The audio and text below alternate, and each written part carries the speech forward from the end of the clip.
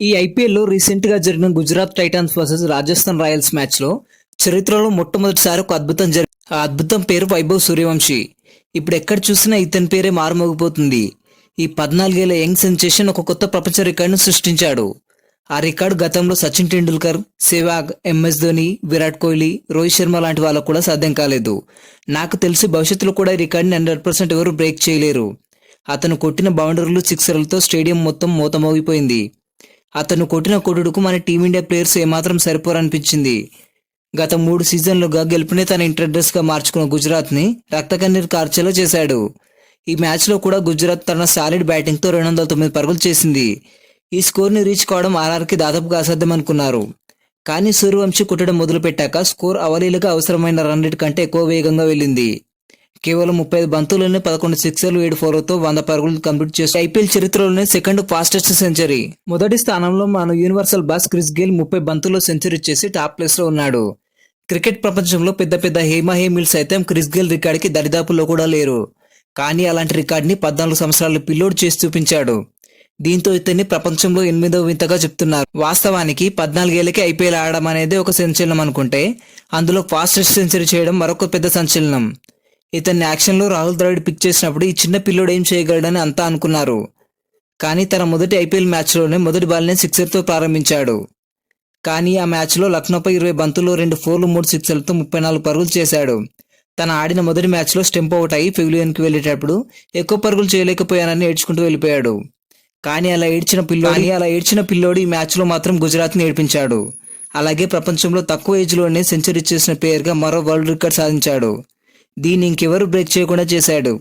14 ఏళ్ల వయసులో అందరూ మొబైల్లో రీల్స్ చేస్తూ ఆన్లైన్ గేమ్స్ ఆడుతుంటే ఇతను మాత్రం వరల్డ్ ఫేమస్ బౌలర్తో ఆడుకున్నాడు. అతను కొట్టిన బౌలర్లందరూ ఇంటర్నేషనల్ స్థాయిలో ఆడిన హేమీలు. విచిత్రం ఏంటంటే ఈ పిల్లోడు MD Siraj and world number 1 spinner అయిన రషీద్ ఖాన్ వంటి బౌలర్లను కూడా ఉతికారేశాడు. ముఖ్యంగా ఈ మ్యాచ్లో ఇంపాక్ట్ ప్లేయర్గా వచ్చిన ఇషాంత్ శర్మ లాంటి ఎంతో అనుభవం కలిగిన బౌలర్ను కూడా ఒకే ఓవర్లో 3 సిక్సర్లు, 2 బౌండరీలు కొట్టి చుక్కలు చూపించాడు. ఇదే ఎక్స్పెన్సివ్ ఓవర్ అనుకుంటే, ఇక కరుణ్ జనత్ వేసిన 10వ ఓవర్లో సూర్యవంశీ ఏకంగా 3 సిక్సర్లు, 3 బౌండరీలతో చీల్చి చెండాడాడు. ఇతని ఇన్నింగ్స్ చూస్తున్నంతసేపు ఒక హైలైట్ చూస్తున్న ఫీలింగ్ కలిగింది. ఈ ప్లేయర్పై రాహుల్ ద్రావిడ్కి ఎంతో నమ్మకం ఉంది. ఆ నమ్మకాన్ని ఒమ్ము చేయకుండా మరింతగా నమ్మకం పెరిగేలా చేసుకున్నాడు. అతను చేసిన పరుగుల సునామీకి ఆర్ఆర్ 210 పరుగుల భారీ టార్గెట్ని కేవలం 15.5 ఓవర్లోనే కంప్లీట్ చేయగలిగింది. దీంతో 5 వరుస ఓటముల తర్వాత రాజస్థాన్ సూర్యవంశీ మాస్ ఇన్నింగ్తో 3వ విజయాన్ని సొంతం చేసుకుంది. అలాగే ఇందులో సూర్యవంశీ మరో రికార్డును కూడా క్రియేట్ చేశాడు. అదేంటంటే ఇతను కేవలం 17 బంతుల్లోనే 3 సిక్సర్లు, 3 బౌలర్లతో ఈ సీజన్లో ఫాస్టెస్ట్ హాఫ్ సెంచరీని కూడా కంప్లీట్ చేసుకున్నాడు. అతను ఒక్కో 6 బాదుతుంటే స్టాండ్స్లో ఉన్న ప్రేక్షకులు లేచి నిలబడి చప్పట్లు, ఈలలు, గోలలతో స్టేడియం మొత్తం మూత మోగించారు. ఎలాంటి వణుకు బెణుకు లేకుండా పరుగుల ప్రళయం సృష్టించిన సూర్యవంశీ ఆటకి 2 జట్ల ఆటగాళ్లు సైతం లేచి నిలబడి సూర్యవంశీకి స్టాండింగ్ ఓవేషన్ ఇచ్చారు. ఇలా చదువుకునే వయసులో ఇంతమంది చేత గౌరవవందనం స్వీకరించడం అనేది మామూలు అచీవ్మెంట్ కాదు. నిజంగా ఇతను మరొక ప్రపంచం ఇంతే. చైర్లో ఉన్న కోచ్ రాహుల్ ద్రావిడ్ కూడా తన కాలు బాలేకపోయినప్పటికీ ఒక్కసారిగా లేచి నిలబడి చప్పట్లు కొడుతూ వైభవ్ సూర్యవంశీని అభినందించాడు. విజయ చిహ్నం చూపిస్తూ ఎంతో గర్వపడ్డాడు. ఒకవేళ అతను కాలు బాగుంటే సూర్యవంశీని ఎక్కించుకుని స్టేడియం మొత్తం పరిగెత్తేవాడేమో. వైల్డ్ వైడ్గా క్రికెట్ లెజెండ్స్ అందరూ అతని ఆటకు ఫ్యాన్స్ అయిపోయి ప్రశంసల వర్షం కురిపిస్తున్నారు. అతను సాధించిన అచీవ్మెంట్ తన తల్లిదండ్రులకు ఇచ్చిన పెద్ద బహుమానంగా మారింది. ఈ మ్యాచ్లో మరో ఓపెనర్ యశస్వి జైస్వాల్ కూడా 70 పరుగులు చేసి టీంకి విజయంలో మరో కీలకంగా వైభవ్ సూర్యవంశీ ఘనత సాధించడానికి ముఖ్య కారణం వాళ్ళ నాన్నగారు. అతని త్యాగమే సూర్యవంశీ ఆటకి పునాదిగా మారింది. వైభవ్ సూర్యవంశీ బీహార్లోని సమస్తీపూర్ జిల్లాలోని తాజ్పూర్ గ్రామంలో జన్మించాడు. అతని తండ్రి పేరు సంజీవ్ సూర్యవంశీ. అతను ఒక మామూలు రైతు. ఆయనకి ఒక గొప్ప క్రికెటర్ కావాలని కోరిక. కానీ కుటుంబ పరిస్థితుల వల్ల అది సాధ్యం కాలేదు. దీంతో తన కలను తన కొడుకు ద్వారా నెరవేర్చుకోవాలనుకున్నాడు. 4 ఏళ్ల వయసులోనే వైభవ్కు క్రికెట్ ఓనమాలు నేర్పించాడు.